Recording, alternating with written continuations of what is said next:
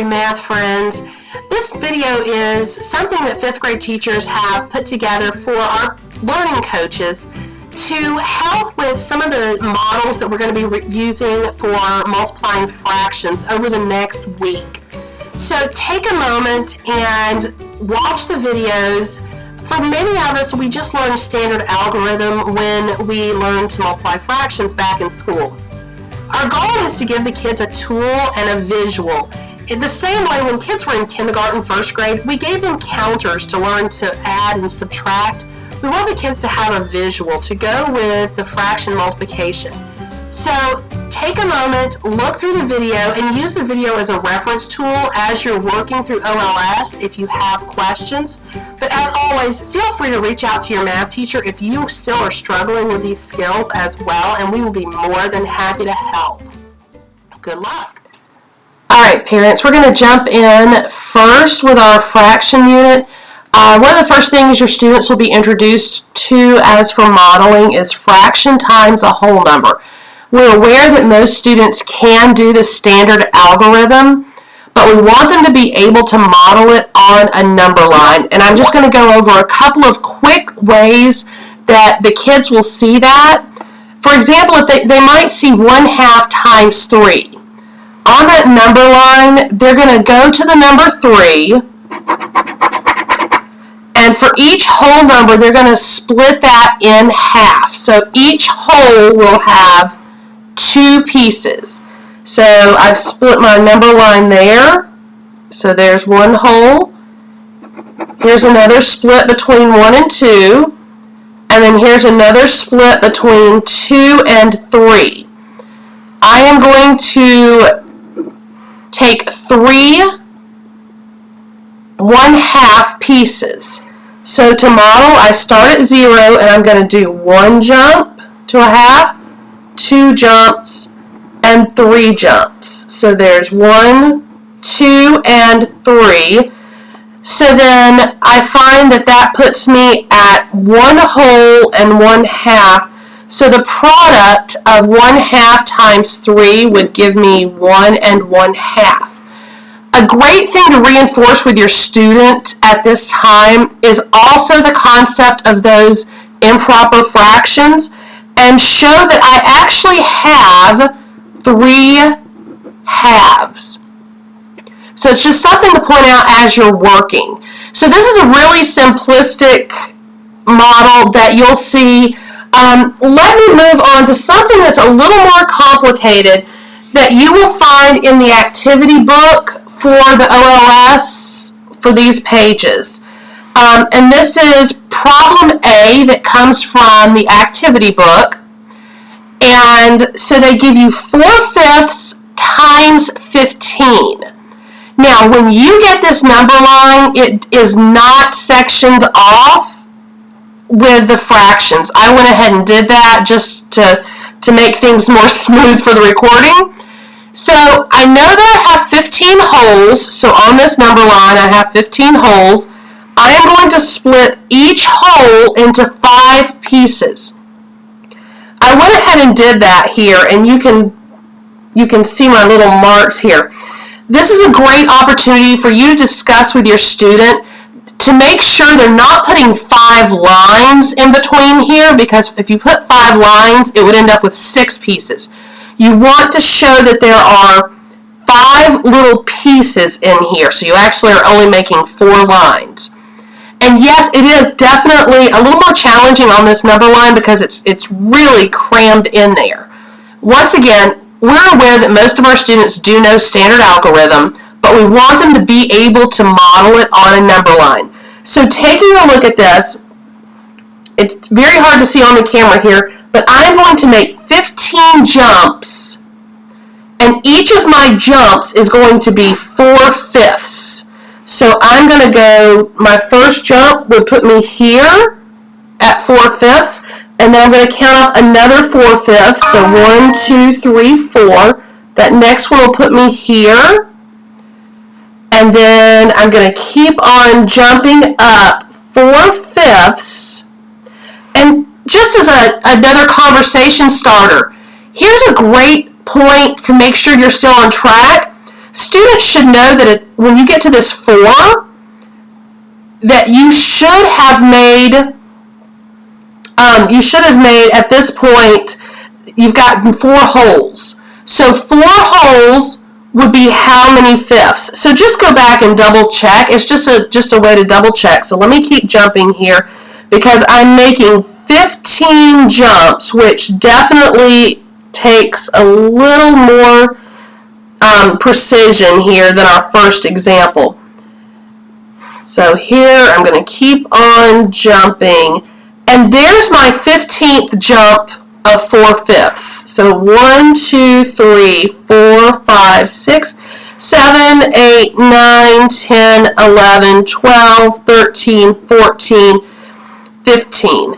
So I can see here that the product of 4 fifths times 15 would actually be 12. So talk with your students about when you multiply a fraction by a whole number. Your product is going to be less than this whole number because you're only taking a part of each of those wholes. If your student is using standard algorithm, then yes, we are absolutely aware that students could work it like this, and this is absolutely an okay strategy to use, but we just want them to have that number understanding of working this on a number line as well. So just working this out here, have them double check their work with that standard algorithm. We are not saying don't use the standard algorithm. We're just saying add the model to your backpack as an extra tool. Alright, and then the last one that I want to show you guys here with this one. This is another one that comes out of the OLS activity book. I want just beware and have a conversation with your student about this 9/12. Have students reduce any fractions that they can before they multiply. So this 9/12, I know that I can reduce this. I can reduce this by dividing by 1, which the one that I'm going to use would be 3/3, because remember 3/3 is equivalent to 1 whole, so it's like dividing by 1, just dividing by 1. So it would give me 3/4. So instead of doing jumps of 12ths, I'm going to replace that with 3/4. And then I'm going to go in and I'm going to make sure that I have 4 equal sections in each whole. And yes, it is time consuming, and as your student gets used to this, they'll realize they don't need to go all the way to 20 because we're taking a fraction of 20. Alright, so then I would start and I would do my jumps. Each jump would be 3/4. So my first one would be there, and then I'm going to go up 3 more fourths. So 1, 2, 3, 1, 2, 3. And then I'm going to keep going. But for the sake of time, I'm not going to do 20 whole jumps. I would keep going all the way for 20 jumps, and that is going to put me down here at 15. So the product of 3/4 times 20 would be 15. If your student is checking using standard algorithm, remember you're going to say 3/4 times 20, and then when you get your product, it's an improper fraction. So go ahead and just require that your student put everything into a mixed number or a proper fraction. So this actually, if I did 60/4, that comes out to be 15 wholes. Alright, so those are the models we're going to use with fraction times a whole number on a number line.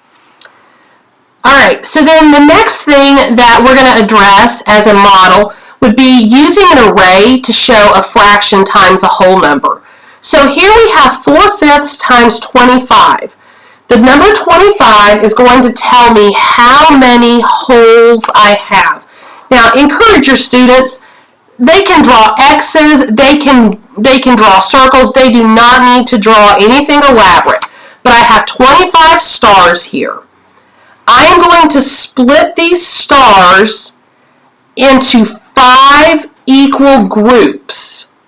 Please remind your student that you are splitting it into 5 equal groups. It just so happens that I know 25 divided by 5 is 5. That might not always be the case. So I'm going to make 5 equal groups here.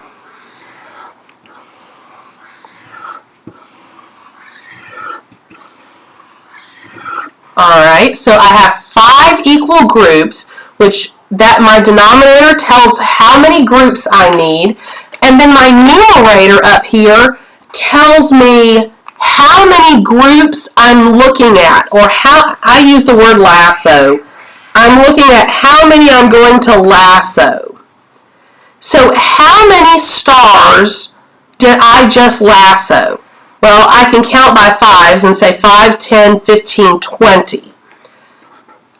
So I know that the product of 4/5 times 25 is 20 if I'm using this array model. Remember, the denominator tells how many groups I need. The numerator is my lasso. This tells how many groups I am putting into my lasso. Alright, so let's look at another one here. This is actually another one from the activity book for OLS. And once again here, I have 8/12 times 18. Once again, encourage your students to recognize that 8/12 can be simplified. So that 8/12 I'm actually going to simplify by dividing by 1, and then I am going to come out with 2/3. So I'm going to replace that 8/12 with 2/3 there. Alright, so then, once again, I remember that my denominator tells how many groups I need to make. I have 18 stars, and I need 3 groups. Well, I can use some basic math, and I know that 3 times 6 is 18. So I'm going to put 6 in each group. So I now have 3 groups. My 18 is into 3 groups. And then my numerator tells me how many groups I'm going to lasso. So I lassoed 2 groups, and how many stars are in my lasso now? I now have 12 stars in my lasso. So my product would be 12. If you're working this using standard algorithm, you would have 2/3 times 18, which is going to be 36/3. I know that's an improper fraction, and I can divide that out, and it gives me the whole number 12. So it's just a great way to go ahead and use that standard algorithm to double check. All right, let's look at one last thing here for the arrays. This one is another one here where this is from your OLS activity book, and we are going to multiply 3/8 times 16. I have 16 triangles. I know that I need 8 groups. Well, I know that would mean that I'm going to put 2 in each group. And remember, if your student is drawing the array, encourage them just to use a simple shape, so that the focus doesn't end up on drawing the shapes instead of the mathematical part of it. Okay, so I have my denominator said I needed 8 groups. My numerator, I need to lasso 3 of those groups. So how many triangles are in my lasso? I can see that there are 6 triangles in my lasso. Once again, if I was going to check this, I could say 3/8 times 16, and then when I divided, I would end up with the whole number 6. So that is how we're going to work our fractions with arrays. I do want to also, there's another model for fraction times a whole number, and this one's a pretty simple model, using the fraction bars. In OLS, students are given an opportunity to print out fraction bars. So what I do, this is just 1/5 times 17. I'm going to need my 1/5 fraction bars. And I know that 5 of these would make one whole, so they're in sets of one whole. I need 17 of them. So 1, 2, 3, 4, 5, 6, 7, 8, 9, 10, 11, 12, 13, 14, 15, 16, 17. So there's 17 blocks of 1/5. Well, I know that each one of these is one whole. So I can see there's one hole there. There's another hole there because they're 5/5. Here's a hole here, and then I'm left down here on this last little piece.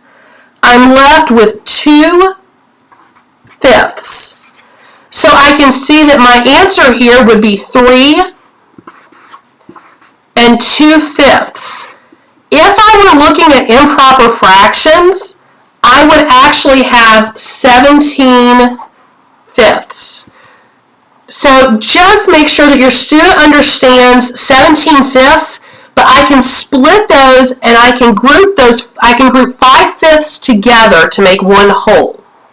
Alright, so that's all we're going to do with fraction times whole number. Alright, and for our students who are very proficient with standard algorithm, we want to make sure that they have an understanding of what multiplying fractions on an area model looks like, even if they're very proficient with that standard algorithm. So take a look at this, because this is, a lot of parents call this the new math, but it's modeling. We're using the same algorithm that we all learned growing up years ago, but we're just having students model that and give a pictorial example of it. In the same way as when kids are in kindergarten, first grade, they use counters to learn to add and subtract. We just want kids to have a visual reference of what we're doing. So for this area model, just start with a square. If you have graph paper, that works. You don't have to, though. So the first thing we're going to look at is we're going to take the first fraction, and I see that my denominator is 6. So what that tells me is I am going to I'm going to separate my square here into 6 equal places. They're not perfect, but it's close enough. And then I am going to shade in 1/6 of that. So I have 1/6 of my square shaded in. Now I'm going to look at my second fraction here. So 1/5. I'm going to go the opposite direction now. I am going to go vertically with this fraction instead of horizontally. So I am going to split this same square into 5 pieces, and they're not perfectly even, but they're close. So I now modeled fifths going vertically. I am going to shade in one of those fifths. So now what I'm going to do is I'm going to take a look here and how many total squares do I have? I can use this kind of like an array and do a quick multiplication problem and say I know I have 6 on this side and I have 5 on the top, so that would mean I have 30 total squares here. So that's going to become the denominator for my answer. My numerator is how many of the squares are shaded by both colors, which I only have that one square right there. So the answer to the product to this multiplication problem, when we're using this model, would be 1/30. And can easily use standard algorithm to double check that and see that you're correct.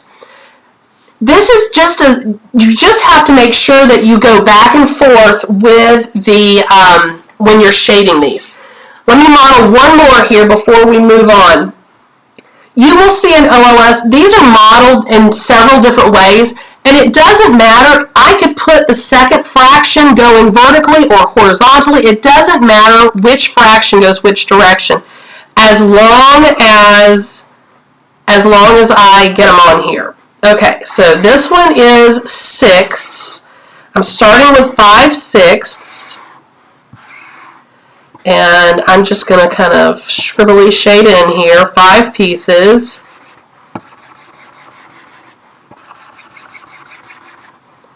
Okay, and then my next one is eighths. So here I have 5/8. Let's see if I can get these in here.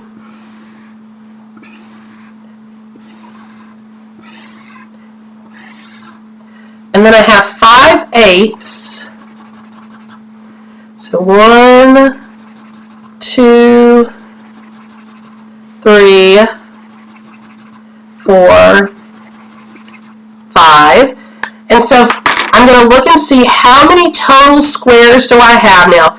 I could go in and count, but I would encourage you to have your student recognize that there are 8 across the bottom. Oops, I'm off the screen, sorry. 8 across the bottom, 6 going up the side, so it's kind of an array, so you would have 6 times 8. So I know there are 48 squares here. How many of these squares have both colors? Well, I can go in and I can see that this chunk right here has both colors. I can go in there and count, and I could say 1, 2, 3, 4, 5, 1, 2, 3, 4, 5. So I know that's a 5 by 5 grid, so there's 25 there. So taking a look at this, the product would be 25/48. So this is just a tool that we ask you to put in your backpack. You will see this. This is used frequently.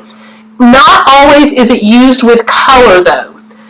You will see sometimes when they use patterns to show these, and sometimes it is a little tricky. But for example, these, you can see that they've used horizontal lines here. So this would be 1, 2, 3, 4. So there's 1, 2, 3, 4 going this way. And then I can see that there's one piece of that that's been colored in. And so let me look and see what I have going on this way. Going this way, I can see that there's 3 pieces. Oops. And I can see that one piece of that was shaded in. So that means that my equation would be 1/3 times 1/4. And then I'm going to go and just double check, and I see that I have one block here that's filled in with both. And I could count that out, and I see that block represents 1/12. So I have 1/3 times 1/4 equals 1/12. In OLS, you will also see that they use X's and O's. And I don't have a printout, but I will tell you they might use O's going one way and then X's going another direction. So if it shows a circle with an X in it, it means that it has both.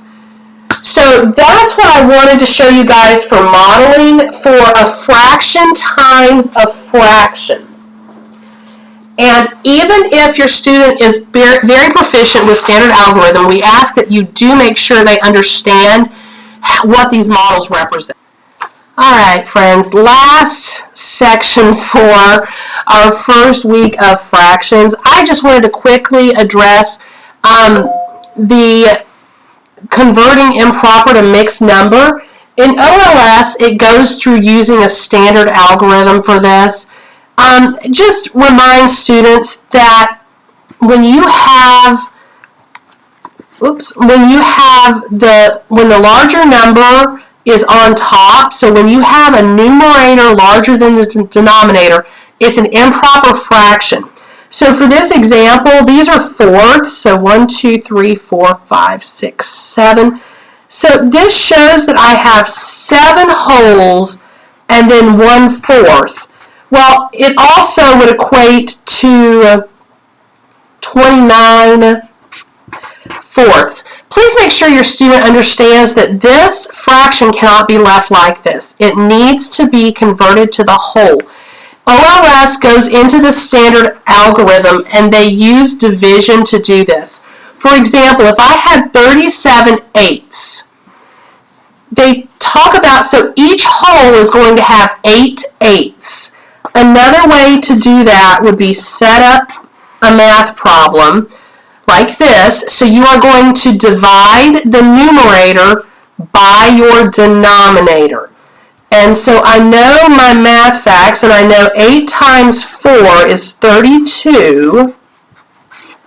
And then when I subtract, I have 5 left over. What this tells me is, with this 37/8, I can make 4 wholes, and then I have 5 pieces left over. So that 5, if you're a visual person, can come up here. So 4 and 5/8 is what the mixed number would be. So just reinforce this with your student. And the goal is to have them understand what we're doing, not just how to quickly do the standard algorithm. We want them to understand that we're breaking this up into groups of thirds, of 3/3, so that we can get wholes. So 22 divided by 3. So this would be 7 wholes, and I have 1 left over. So that would be 7 and 1/3, because my remainder can come back up here. So we just want to make sure that students understand what's going on there. Okay, here's the other thing. The last skill that we're going to look at with these models for this week is dealing with a mixed number times a mixed number. We're going to start off simple, and this shows a mixed number times a fraction. We're just going to start really easily with this. These are the circles and X's that I was telling you about from OLS. Let's work through this and take a look at what fraction is actually being modeled here. So I'm going to look first horizontally, and I can see that I have X's, and I'm just going to highlight everywhere my X's are.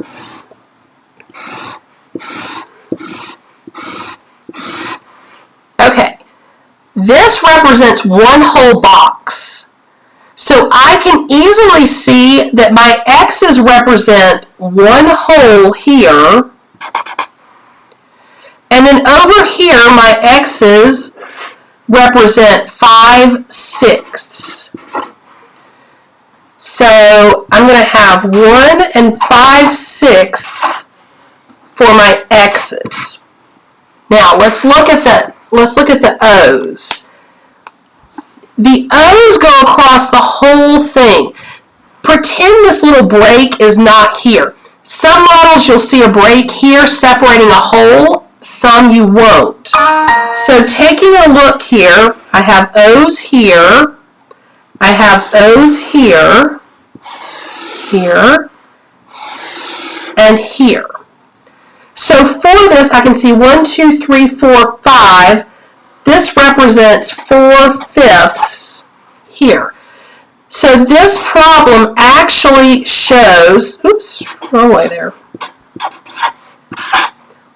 1 and 5/6 times 4/6, or 4/5, I apologize.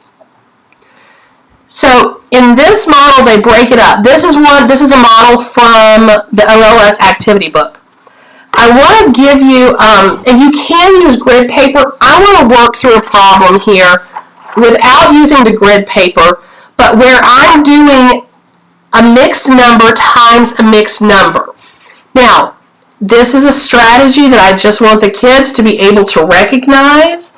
I don't expect that this is going to be their favorite strategy and they're going to want to use this for every single problem they work. That's not what the expectation is here. Let me get a different marker here. Okay. So we're going to work 2 3/4 times 1/2.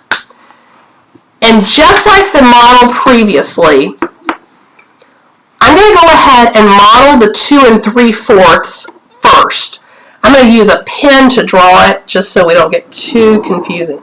I'm going to start with a big box just like we did with the other area model.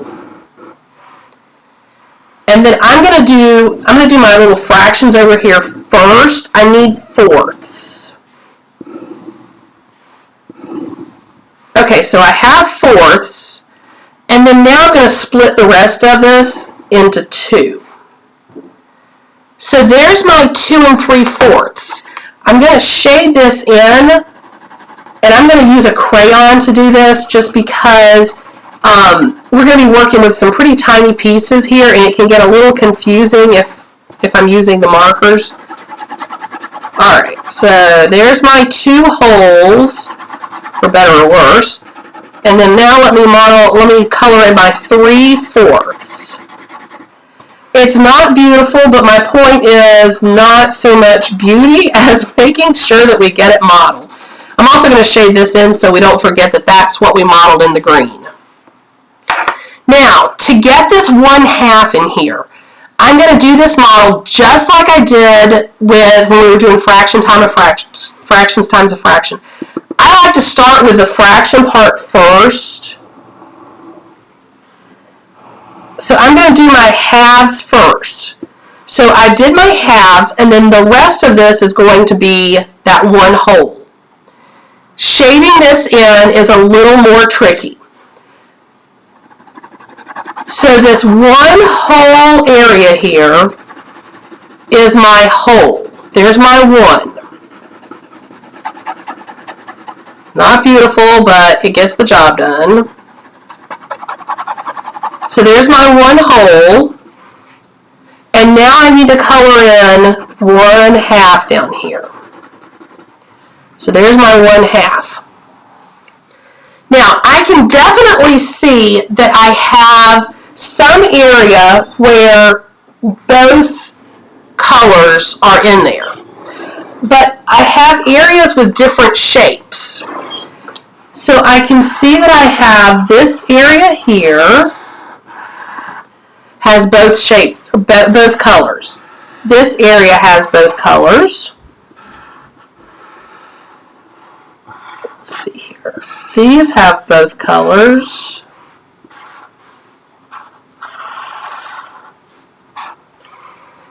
So those are the areas with both colors.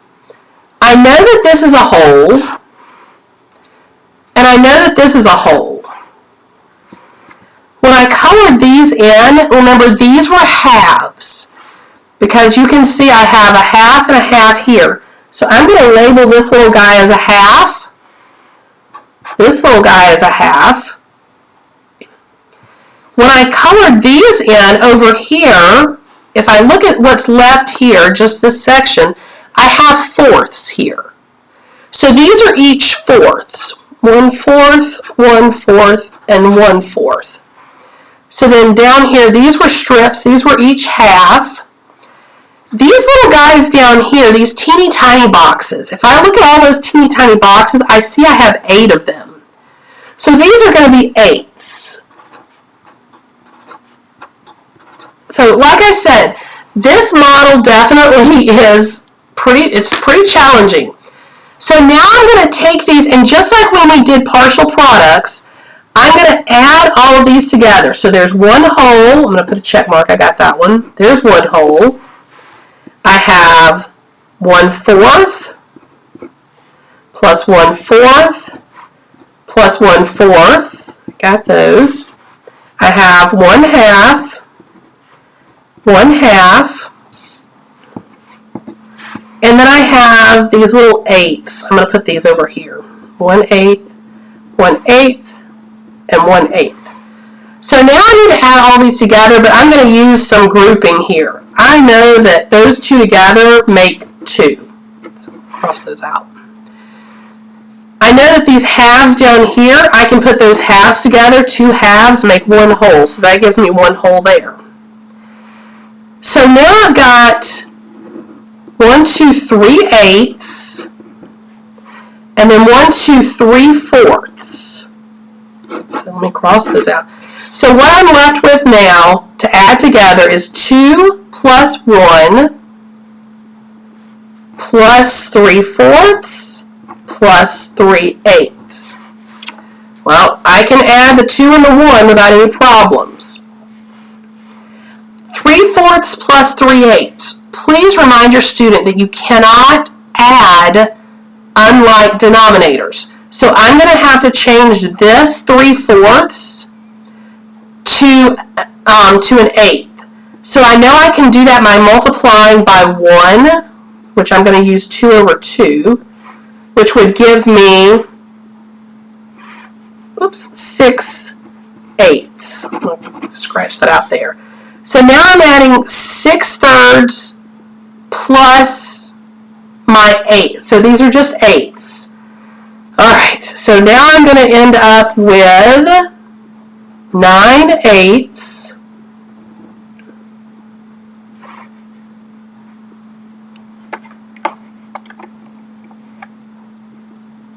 Alright, so with my 9 eighths, if you change that over, I know that makes that 1 and 1/8. So now I'm going to add 1 and 1/8. So the final product here would be 4 and 1/8.